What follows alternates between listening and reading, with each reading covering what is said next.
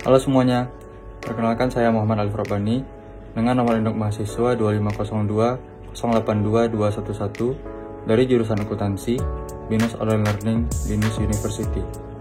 Halo semuanya, perkenalkan nama saya Lisandra Gracia dengan nomor induk mahasiswa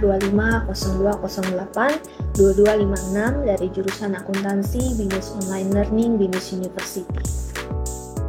Dalam video ini, kita akan berbicara mengenai fenomena yang kerap dan akhir-akhir ini sering terjadi, yaitu bullying, dan bagaimana sih cara mencegah serta mengatasinya.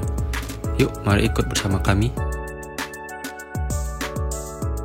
Apakah teman-teman mengetahui apa itu bullying? Mari kita simak. Jadi bullying adalah suatu bentuk kekerasan anak atau child abuse yang dilakukan teman sebaya kepada seorang anak yang lebih rendah atau lebih lemah untuk mendapatkan keuntungan atau kepuasan tertentu. Budaya bullying atau kekerasan atas nama senioritas masih terus terjadi di kalangan peserta didik di sekolah dasar, menengah pertama, menengah atas, bahkan sampai perguruan tinggi. Biasanya bullying terjadi berulang kali, bahkan ada yang dilakukan secara terencana. Hal demikian menjadi pengalaman yang sangat menakutkan ketika seseorang merasa teraniaya oleh tindakan orang lain dan ia takut apabila perilaku buruk tersebut akan terjadi lagi, sedangkan korban merasa tidak berdaya untuk mencegahnya. Menurut Federasi Serikat Guru Indonesia atau FSGI, terdapat 30 kasus bullying alias perundungan di sekolah sepanjang 2023. Angka itu meningkat dari tahun sebelumnya yang berjumlah 21 kasus. Sebanyak 80% kasus perundungan pada 2023 terjadi di sekolah yang dinaungi Kementerian Pendidikan, Kebudayaan, Riset dan Teknologi atau Kemendikbudristek, dan 20% di sekolah yang dinaungi Kementerian Agama. Dari 30 kasus perundungan pada 2023, sebanyak 50% terjadi di jenjang SMP atau sederajat, 30% di jenjang SD atau sederajat, 10% di jenjang SMA atau sederajat, dan sisanya 10% di jenjang SMK atau sederajat.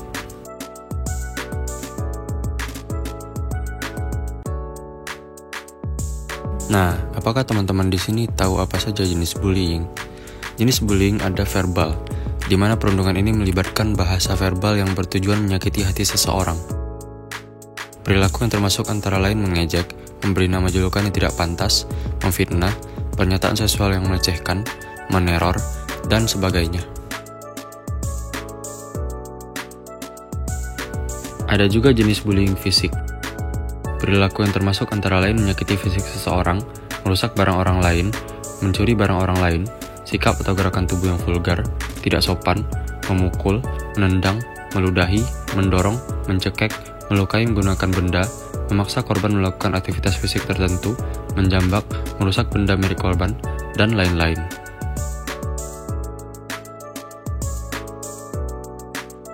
Selanjutnya ada bullying sosial.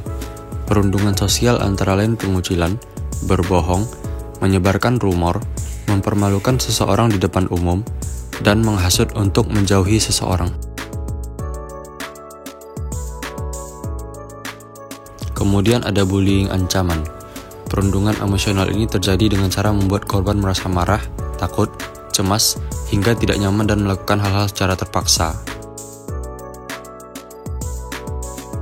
Lalu ada juga cyberbullying, yang mana saat ini sangat marak terjadi, di mana perilaku ini antara lain menggunakan tulisan, gambar, dan video yang bertujuan untuk mempermalukan, mengancam, serta mengomentari hal negatif melalui media sosial, internet, dan berbagai macam teknologi lainnya.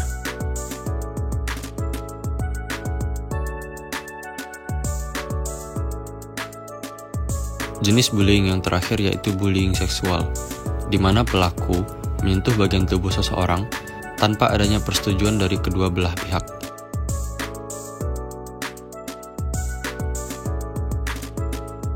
Saat ini ada banyak faktor penyebab bullying dari sisi korban dan juga sisi pelaku.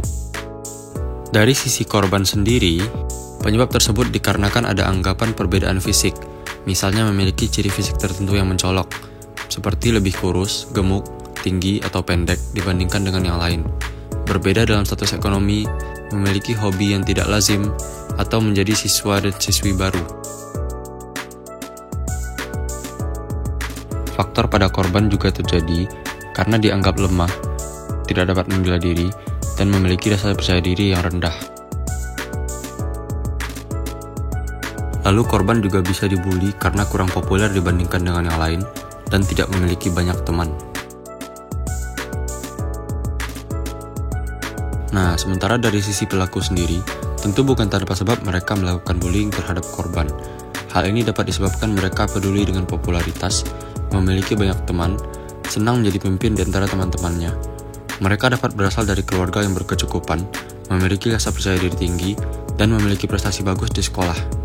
Biasanya mereka melakukan bullying untuk meningkatkan status dan popularitas di antara teman-teman mereka.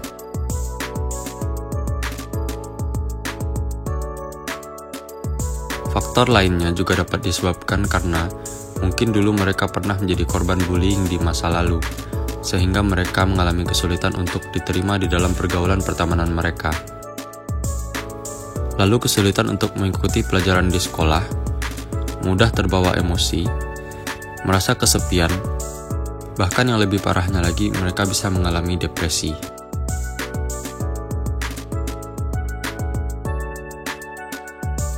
Kemudian faktor lainnya adalah adanya rasa percaya diri yang rendah dan mudah dipengaruhi oleh teman-temannya. Mereka dapat menjadi pelaku bullying karena mengikuti perilaku teman-teman mereka yang bullying, baik secara sadar maupun tidak sadar. Teman-teman kira-kira tahu nggak dampaknya pada korban? Enggak. Yang terjadi pada korban bullying adalah suasana hati yang berubah-ubah, kurangnya rasa percaya diri, menjadi pribadi yang tertutup, keinginan untuk belajar berkurang, sehingga rasa malas tersebut mempengaruhi dan menurunkan hasil pembelajaran, dan pada akhirnya menurunkan daya ingat.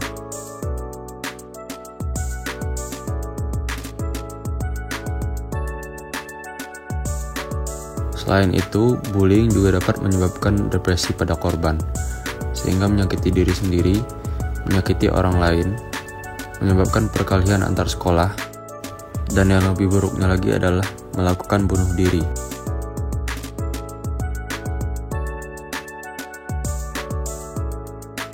Menurut teman-teman, apakah kita bisa mengupayakan untuk mencegah bullying?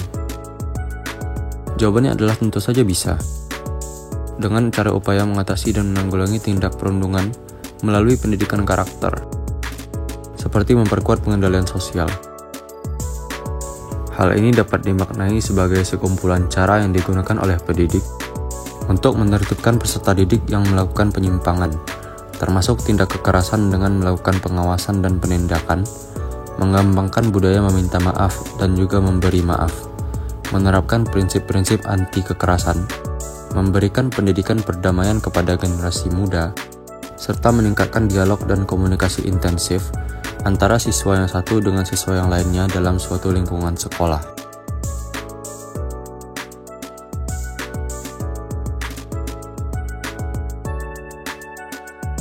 Maka dari itu, marilah bersama-sama kita bahu-membahu dalam mengatasi kasus bullying di lingkungan kita.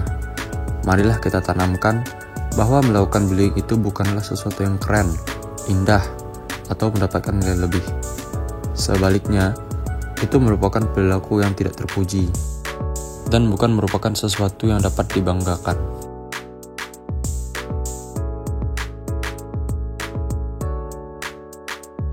Dan yang tidak kalah penting adalah kita harus merangkul korban bullying dengan memberikan semangat dan dukungan kepada mereka, agar tidak membuat mereka merasa tersisihkan dan tidak dianggap ataupun dipinggirkan.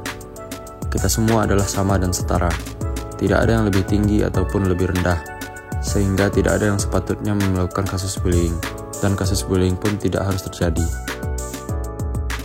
Oleh karena itu, marilah bersama-sama kita kampanyekan kepada semua orang di lingkungan sekitar kita untuk stop bullying, dan juga lindungi korban bullying.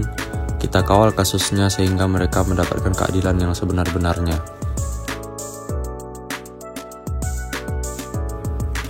Baiklah teman-teman, demikian materi yang dapat kami sampaikan. Semoga video ini bermanfaat dan terima kasih telah menonton video kami. Salam dari kami berdua.